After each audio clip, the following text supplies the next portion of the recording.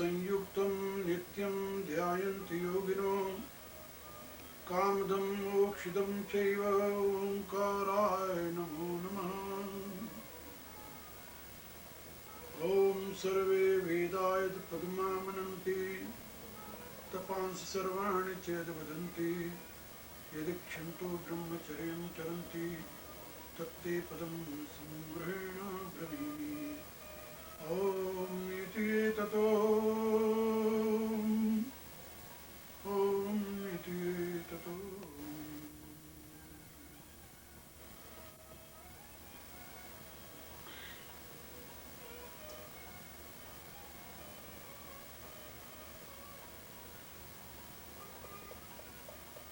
मेरी प्रियात्माओं,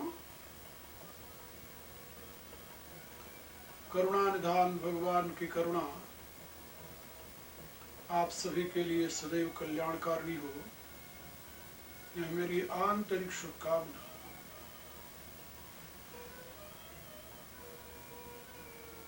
कुछ वर्ष पूर्व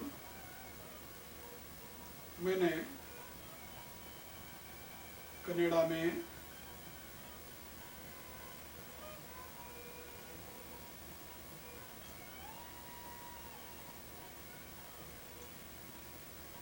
योग आसनों का यहाँ के लोगों में प्रचार करने के लिए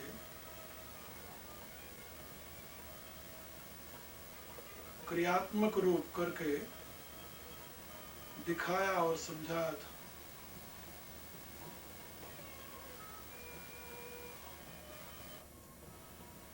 आज उन आसनों के संबंध में कुछ बातें मैं बता करके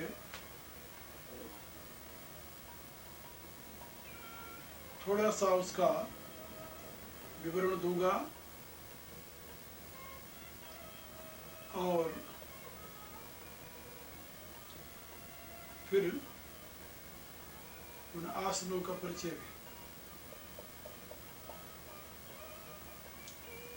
एक बात याद रखें, योग आसन जो है यह केवल शारीरिक व्यायाम नहीं है, यह साधना है। साधना और व्यायाम में बड़ा अंतर होता है। साधना जो है वह किसी लक्ष्य विशेष को प्राप्त करने के लिए की जाती है। व्यायाम का प्रयोजन केवल शारीरिक स्वस्थता हुआ करती है। योगासन साधक को उच्चतम भूमिका में प्रवेश पाने के लिए सक्षम बनाते हैं, योग्य बनाते हैं, और इससे मनुष्य का बौद्धिक मानसिक विकास होता है। शारीरिक स्वस्थता के साथ ही इंद्रिय संयम, मानसिक और बौद्धिक विकास भी आवश्यक है। इसके बिना मनुष्य यथार्थतः मनुष्य नहीं बन सकता, और वो दुनिया का कोई अन्य व्यायाम इसमें सहयोगी भी नहीं होता। केवल योगासन जो है ये इसके लिए पर्याप्त साधन होते हैं। इनके द्वारा शरीर व्यवस्थित होता है, इंद्रियां संयमित होती हैं, शक्तिशाली होती हैं, मन दृढ़ होता है, एकाग्र होता है और शक्तिशाली होता है, बुद्धि सूक्ष्म होती है, तीव्र होती है, सात्विक होती है और स्मृति प्रबल होती है। और भी बहुत से लाभ हैं। सांख्य दर्शन के सिद्धांतानुसार मनुष्य 3 शरीरों में रहता है, स्थूल, सूक्ष्म और कारण। स्थूल शरीर आप लोग जानते हो, सूक्ष्म शरीर का केंद्र मन है और कारण शरीर का केंद्र बुद्धि। योगिक व्यायाम केवल स्थूल शरीर को ही स्वस्थ नहीं बनाते, बल्कि ये स्थूल, सूक्ष्म और कारण तीनों शरीरों को स्वस्थ और सक्षम बनाते हैं। ये इनका वैशिष्ट है। अन्य दुनिया के जितने व्यायाम हैं वो सब स्थूल शरीर तक ही सीमित है।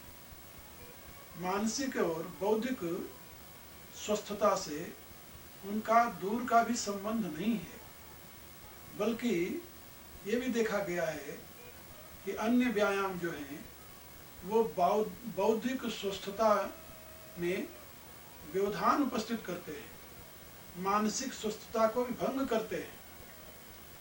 लेकिन योगिक व्यायाम जो है वह शारीरिक, मानसिक और बौद्धिक तीनों प्रकार की स्वस्थता प्रदान करता है और साथ ही वह व्यक्ति को इसके योग्य बना देता है कि वह अपने जीवन के परम लक्ष्य स्वरूप उस परमात्मा को, उस कारण तत्व को जानने और समझने में योग्य हो जाए, सक्षम हो जाए। इसलिए योगिक आसनों को केवल व्यायाम के स्थान पर समझना या रखना भ्रांति है, भूल है। मैं आप लोगों के समक्ष जिन योगिक क्रियाओं को करने जा रहा हूँ, और भी बहुत सी क्रियाएं हैं जो मैं यहाँ नहीं कर सकता। क्यों नहीं कर सकता? उनके लिए खुला वातावरण चाहिए, उनके लिए और भी कई साधन चाहिए। तो उन क्रियाओं को, जैसे वस्ती क्रिया है, उसके लिए जो कुछ चाहिए वो मैं यहाँ नहीं कर सकता, वो उपलब्ध नहीं है। धौती क्रिया है, उसके लिए भी नहीं उपलब्ध है। नेति क्रिया है, सूत्र नेति क्रिया है, आदि क्रियाएं जो हैं वो उनके लिए साधन उपलब्ध नहीं है, इसलिए यहाँ वो करके बताई नहीं जा सकती। केवल आसन, मुद्रा, प्राणायाम, बंध और कुछ क्रियाएं ऐसी हैं जैसे उड्डयन है, त्राटक है, आदि क्रियाएं, नेवली है, इन क्रियाओं को यहाँ करके दिखाया और समझाया जा सकता है। मेरे विचार से योग की संपूर्ण क्रियाएं शरीर के प्रत्येक अवयव के साथ संबंधित हैं।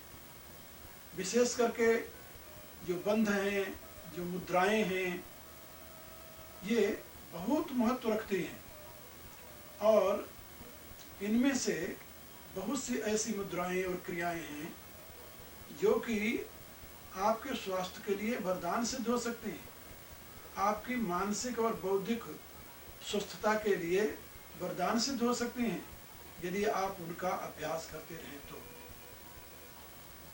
हाँ, इसके लिए पवित्र वातावरण की जरूरत होती है और पवित्र वातावरण न मिलने पर ये क्रियाएं लाभ तो करती हैं लेकिन विशेष लाभ नहीं पहुंचा पाती। क्यों नहीं पहुंचा पाती?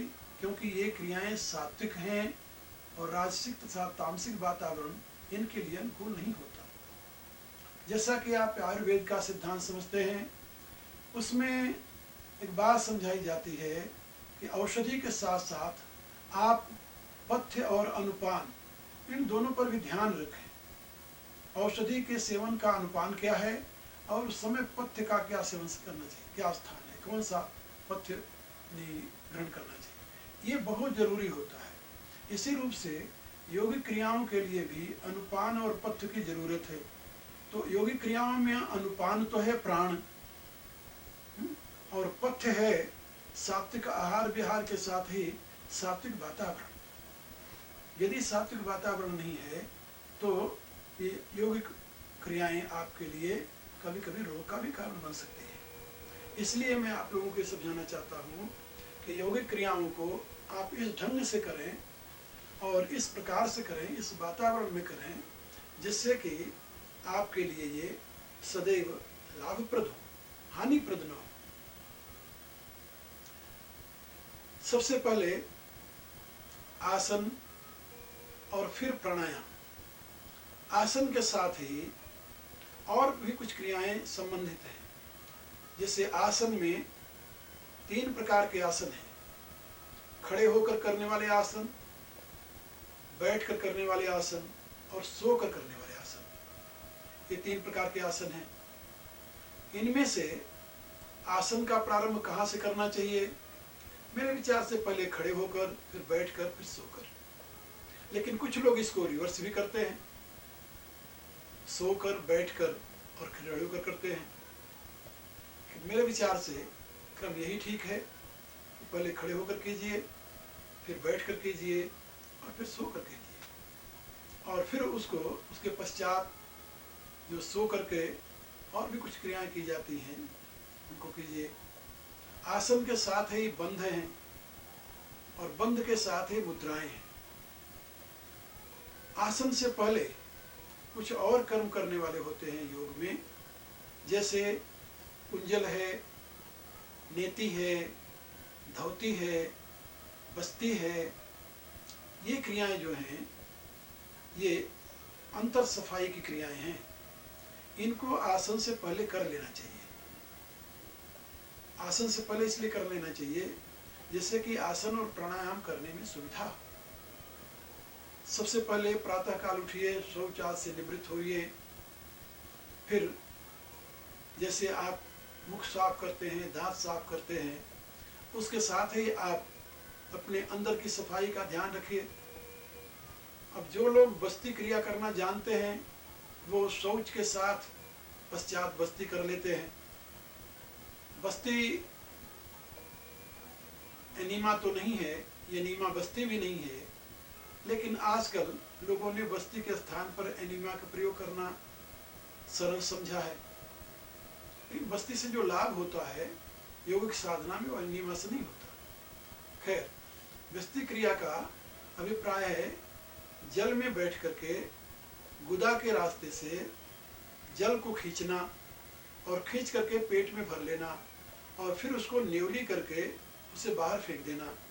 इससे नीचे का भाग पेट के साफ हो जाता है। और जब ये हो जाए तो बादसार बस्ती भी करते हैं, यानी गुदा के विकास और संकोचन के साथ बाहर से वायु भरते हैं और उसको पेट में भर लेते हैं, फिर पेट से बाहर निकाल देते हैं वायु। और वो क्रिया भी बड़ी अच्छी है, बड़ी उपयोगी है। खैर, उसको करने के पश्चात फिर जल धौती जिसे कहते हैं, यानी कुंजल क्रिया, गुनगुना पानी नमक के साथ, यदि स्वास्थ्य ठीक न हो तो उसके लिए और भी कुछ पदार्थ हैं, जैसे मोटी इलायची है और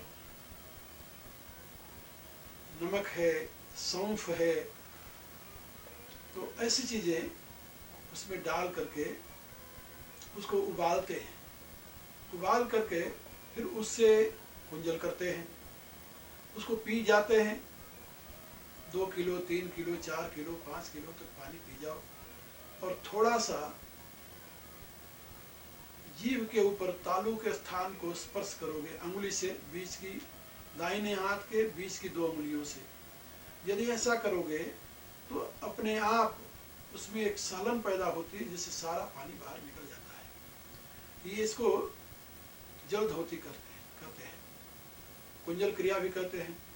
इसी प्रकार से धौती क्रिया होती है जिसमें 18 फुट लंबा बहुत पतला झीना मलमल लेकर के उसको गर्म पानी में डाल देते हैं, थोड़ा सा गुनगुने पानी में, और फिर उसको धीरे धीरे हलक के नीचे उतारते हैं मुंह में, पेट में।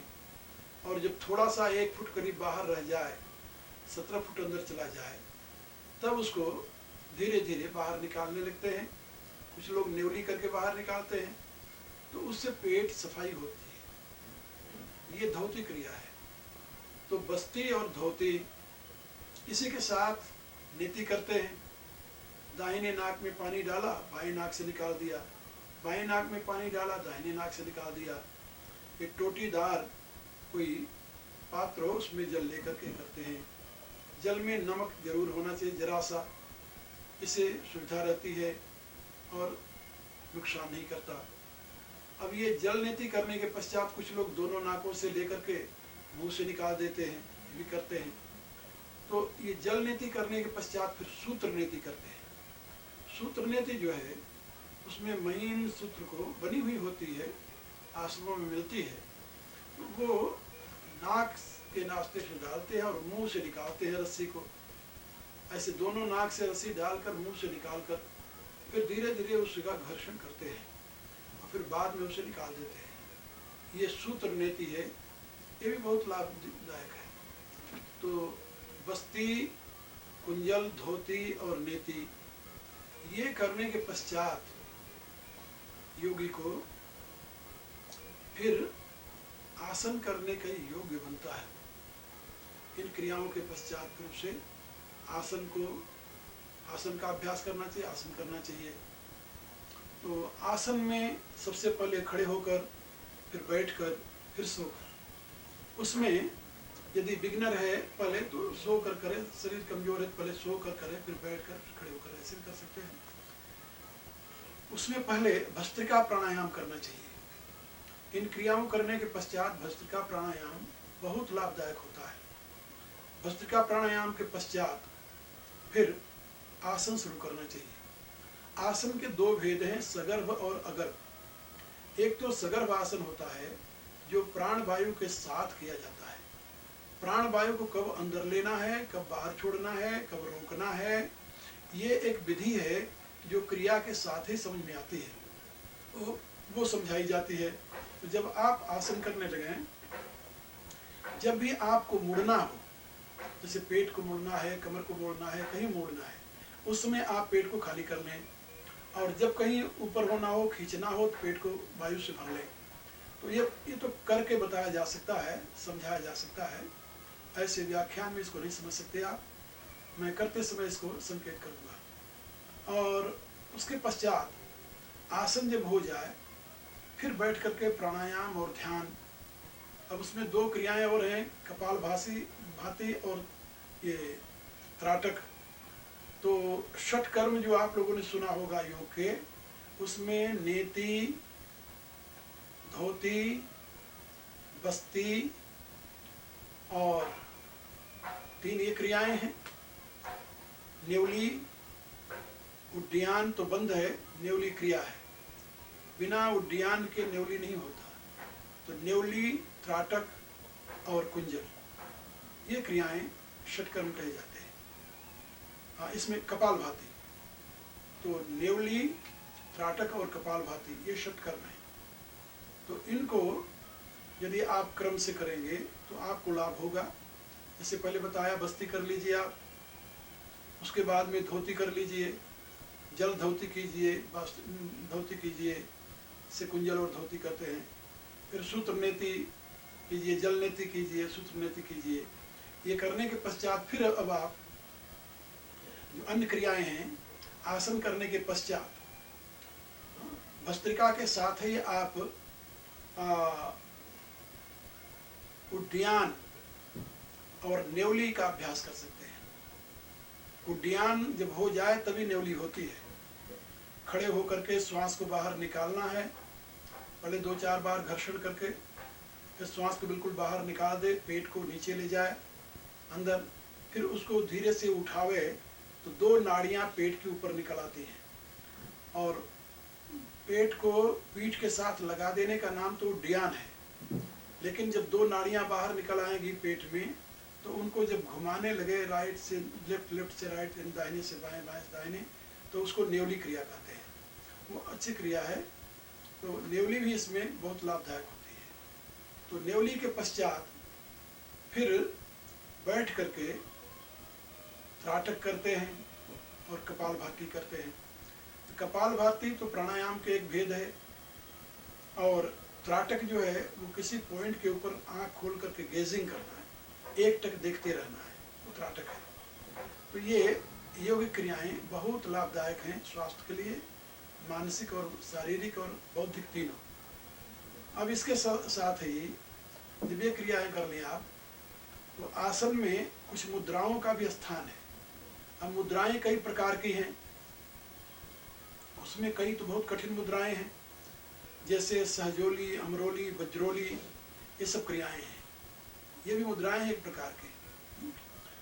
तो ये जन सामान्य के लिए उपयोगी नहीं, न तो कर सकता है। हठ योगियों का ये काम है, वही करते रहते हैं और वही इसका अनुभव भी करते हैं, इसके परिणाम का भी अनुभव करते हैं। और अन्य मुद्राएं हैं, जैसे खेचरी मुद्रा है, उसका भी अपना बहुत बड़ा स्थान है। सांभवी मुद्रा है, वैष्णवी मुद्रा है, और इसके साथ विपरीत करणी मुद्रा है, योग मुद्रा है, योनि मुद्रा है, ये सारी मुद्राएं हैं। महामुद्रा है। तो ये सारे अभ्यास मुद्राओं का करना ये भी बहुत उपयोगी है, बहुत लाभदायक है, बहुत लाभदायक है मुद्राओं का अभ्यास। और उसमें जैसे अश्विनी मुद्रा है, और उसमें 3 बंध हैं, मूल बंध, जालंधर बंध और उड्डयन बंध। तो श्वास को बिल्कुल बाहर निकाल करके पेट को पीठ में लगा देने का नाम तो उड्डयन बंध है, और गुदा को ऊपर खींचे रखना अश्विनी मुद्रा करके बार बार, घोड़ा जैसे गुदा का संकोच और विमोचन करता है ना, इस ढंग से ऐसे ये संकोच विमोचन करने को अश्विनी मुद्रा कहते हैं। गुदा के संकोच को ऐसे खोलने को ऐसे, और फिर उसको ऐसे बांध करके खींच लेना ऊपर, उसको कब्जे में रखे रहना, जैसे अपान वायु न निकल सके, तो उसको कहते हैं मूल बंध। तो उड्डयन बंध, मूल बंध, और ये जो आपकी ठोडी है, इसको कंठ में थायराइड जो है ग्लैंड, उसके पास लगा देने को नाम है जालंधर बंध। ये 3 प्रकार के बंध भी होते हैं, मूल बंध, उड्डयन बंध, जालंधर बंध, ये बंध है। तो इन बंधों को भी करता रहे अभ्यास में क्रमशः। और इसके पश्चात आसनों में बहुत से आसन हैं खड़े होकर करने वाले, बहुत से आसन हैं बैठकर करने वाले, बहुत से आसन है सोकर करने वाले। अब इन आसनों के साथ मुद्राएं भी हैं, जैसे महामुद्रा है, योनि मुद्रा है, योग मुद्रा है। तो योग मुद्रा, योनि मुद्रा, महामुद्रा, ये सब मुद्राएं जो हैं, इन मुद्राओं का संबंध प्राणायाम और शरीर से विशेष पोजीशन में रखने का है, विशेष अवस्था में शरीर को ले जाने का है। इन मुद्राओं का आपके शरीर के अंदर जो ग्लैंड्स हैं उनसे बड़ा संबंध है, और उनको ये सेट करती हैं, यानी ये उनको रेगुलर बनाते हैं, उनको यथार्थ स्थिति में ला करके, और उनके द्वारा जो जूस निर्माण होता है शरीर के पुष्टि के लिए, और उसको ये व्यवस्थित करती है मुद्राएं। ये बहुत उपयोगी है इन मुद्राओं का। ये जितनी क्रियाएं मैं आप लोगों को बता रहा हूँ, सबका मैंने अभ्यास किया है, करता रहा हूँ। बहुत सी क्रियाएं हैं जिनका अभी मैं अभ्यास करता हूँ, इसलिए मैं आप लोगों को बता रहा हूँ। ये आप पूछ सकते हैं कि यदि आप इतना अभ्यास करते रहे, फिर आपका स्वास्थ्य ऐसे खराब कैसे हो गया? तो स्वास्थ्य जहाँ तक खराब होने की बात है, मेरे विचार से स्वास्थ्य तो खराब नहीं हुआ, शरीर के अंदर एक रोग पलता रहा। रोग ही कहते हैं उसे, डॉक्टर तो कहते हैं कि ये तो ऐसे होता रहता है, हर एक की नाड़ियाँ काल पाकर से कुड़ते कवर होती रहती हैं। तो आहार विहार तो मेरा सही में था, इतनी क्रियाएं मैं भी किया करता था, फिर भी हार्ट में कोलेस्ट्रॉल जमा होने लगा, नाड़ियाँ ब्लॉक हो गई। उसमें कारण मैं समझता हूँ ये जो मैं प्राणायाम और ध्यान और ये सारी क्रियाएं करता रहा ना, तो विदेश में भी करता रहा, और वहाँ जो यात्रा की मैंने, हवाई जहाज की यात्रा बहुत होती रही, और कार की यात्रा बहुत होती रही। तो ये जो पोल्यूशन है पेट्रोलियम का, ये धीरे धीरे श्वास के रास्ते में शरीर में जाता रहा। अब जो लोग योगिक क्रियाएं करते हैं उनके लिए इसीलिए यात्रा वर्जित है। शास्त्र में ये बात बताई गई है कि योगी के लिए यात्रा वर्जित है। 5 चीजें योगी को सेवन नहीं करना चाहिए: अग्नि सेवन, स्त्री सेवन, यात्रा सेवन, और अधिक श्रम, अधिक व्यायाम, ये भी योगी के लिए वर्जित है। तो ये सब योगी के लिए वर्जित है। इसीलिए वर्जित है कि योगी का शरीर इतना ग्राहक बन जाता है, सूक्ष्म हो जाता है कि वो बाहर के पदार्थों को भी बड़ी जल्दी ग्रहण कर लेता, सेंसिटिव हो जाता है। ये तो मेरा अपना अनुभव भी है इस विषय में। तो उससे ये जो पोल्यूशन था बाहर का, ये कार का और धुआं और ये सारा, इसने मेरे शरीर को खराब किया। और इसी के नाते जहाँ तक मेरा ध्यान है कि ये मेरे शरीर में विकार हुआ। वैसे तो आपको जानकर हैरानी होगी, जिस दिन हमें ये अटैक हुआ था पहली बार, उससे पहले मैंने सारी योगिक क्रियाएं की थी। अब इस चित्र वीडियो पर जो आप देखेंगे मेरी योगिक क्रियाएं, ये सारी क्रियाएं उसी समय की हैं। और मेरी क्रियाएं देख करके आपको हैरानी होगी, डॉक्टरों ने भी इस पर आश्चर्य माना कि इतना व्यायाम करने वाले व्यक्ति के शरीर में कैसे ये दोष हो गया। ये उनके लिए भी आश्चर्य की बात थी।